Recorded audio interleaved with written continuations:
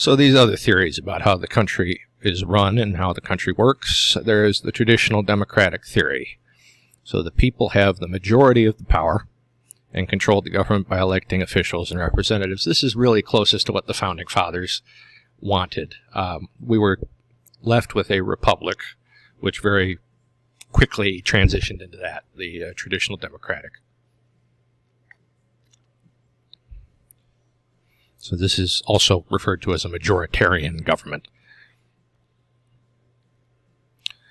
Bureaucratic, so the hierarchical structure and standardized procedures of modern government allows bureaucrats who carry out the day-to-day functions and workings of the government to hold real power over public policy. So say I'm the Secretary of State,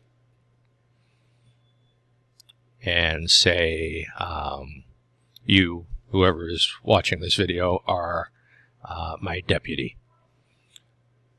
What the bureaucratic theory holds is that you as my deputy would hold more power because you are in control of what I see and what I don't see on a day-to-day basis.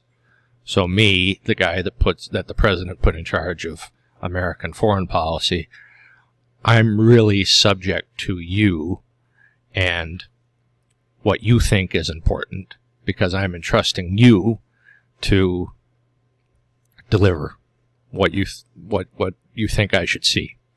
So you, Deputy so-and-so, are carrying out the day-to-day functions and workings of the State Department of the United States, as opposed to me, because the State Department, like every government department here in the federal government, is too big for one person to run.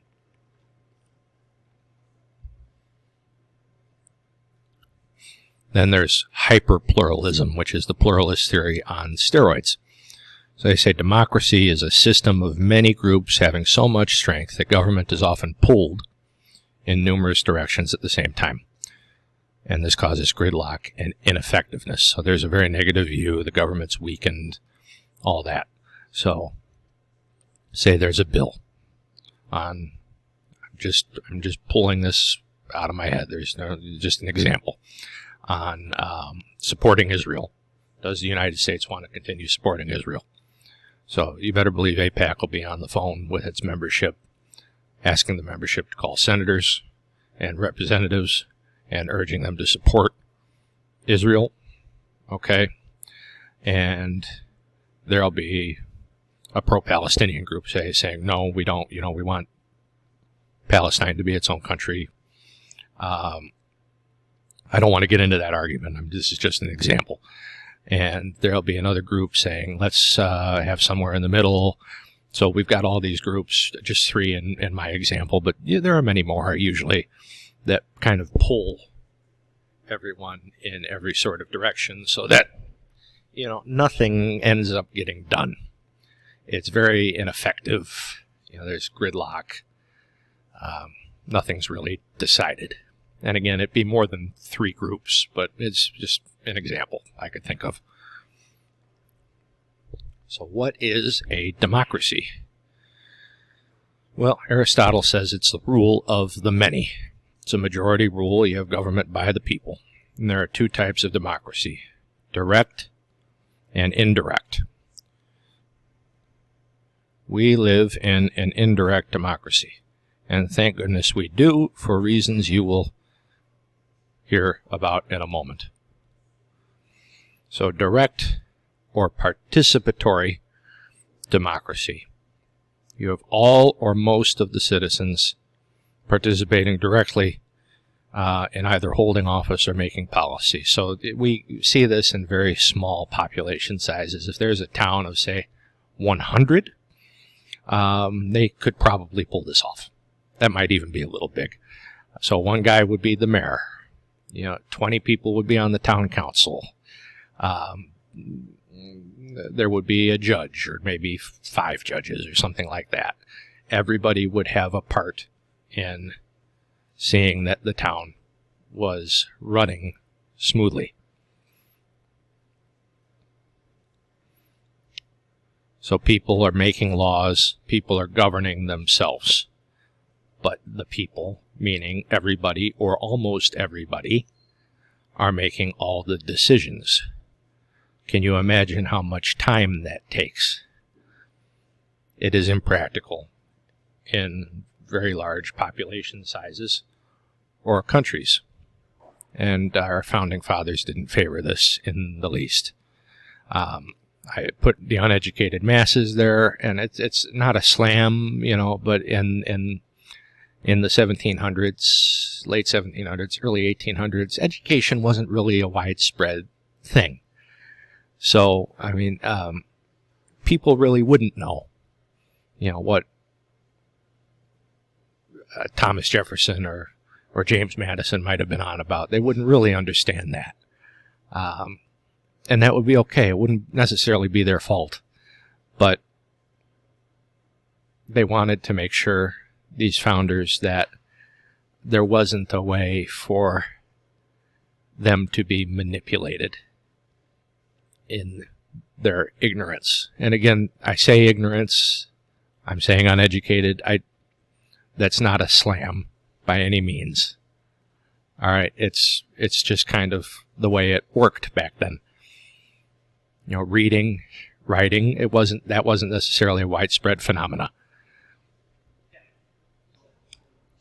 So it's very time consuming. Most citizens didn't have the time, the information, the interest, or expertise to make reasonable choices or political decisions. I do this for a living. I certainly don't have the time. I did 4 years as vice chairman of the Libertarian Party of Illinois. Did I know what was going on with everybody and everything at every moment? No. Did I have the interest? Certainly. Did I have the expertise? Well, the party thought so. Did I have the time, though? No, I needed to work. I needed to support my family. Direct it's hard work. So highly educated people, even those highly educated people, could be manipulated by demagogic leaders who play on people's fears and prejudices. So direct democracy examples today. So we have referendum.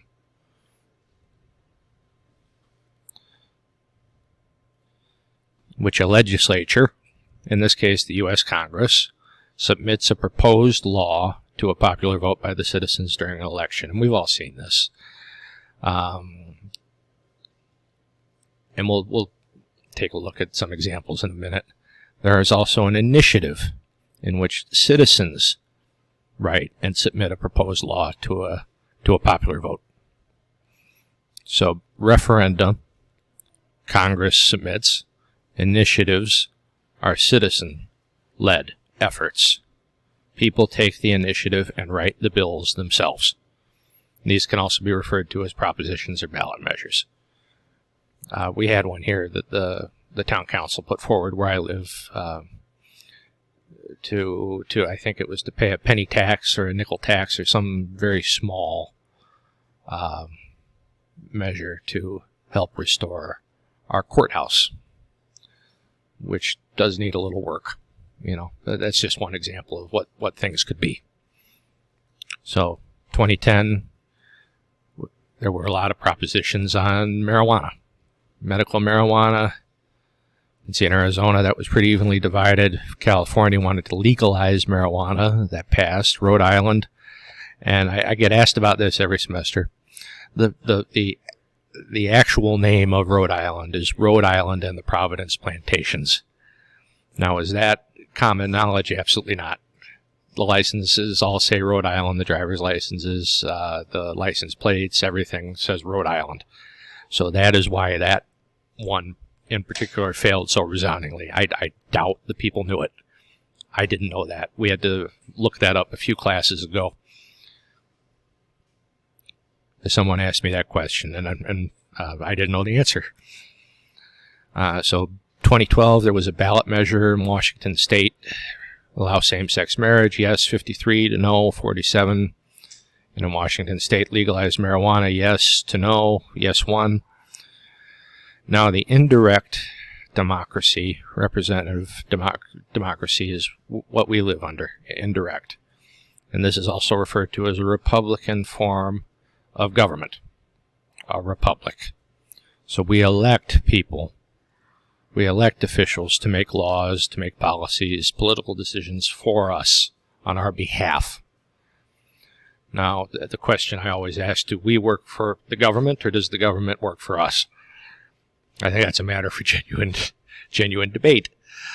But this republic, it works well in larger populations where it's not practical to bring the entire population together. We can't bring all 20-odd million people in the state of Illinois together to talk about what we're going to do about the debt, or anything else for that matter. This isn't time-consuming, a representative democracy, a Republican form of government, but it does create a professional class of politicians, which may not be such a good thing, depending on what you think and how you feel about the government. So, there are principles of democracy. Now, I want you to watch this video. This is an important video. I don't just put these things up for my health again, but you're only going to be tested on these 5. All right? But watch this anyway. You might learn something. So, one idea is popular consent and sovereignty. So people are the source of power. People decide what they want, how they want it. There's also respect for the individual. Each individual has rights that should be respected no matter of their race, their class, their status, or beliefs. All right. These two are pretty self-explanatory. Equality of opportunity. This is another one that gets mixed up a lot. Not everybody gets to be the boss, but everybody has an opportunity to be the boss. No matter if you're black, you're white, you're Lutheran, you're Catholic, whatever. Everybody has the same opportunity to fill in a job application, submit it, all that.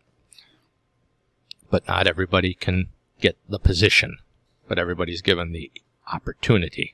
Now, I'm stressing this, and I believe I've stressed this quite a bit, so, look for this on the test. Personal liberty. The rights each individual is guaranteed and protection by the Bill of Law. There's also something called natural law, which we'll get into later in the semester. But this personal liberty thing, it's basically my right to swing my fist ends where your nose begins. Think of it that way. And I know someone else said that. That is an original quote, but I can't think of the name. And then there's rule of law. No one is above the law, which we heard about and learned about quite extensively in our unit on Magna Carta. So watch this link. I can't put it up because I would get a copyright strike, and I already have 1, maybe 2, so I'm very careful. And that is it on the principles of democracy and pluralism and elitism. So, any questions, comments, concerns, get a hold of me.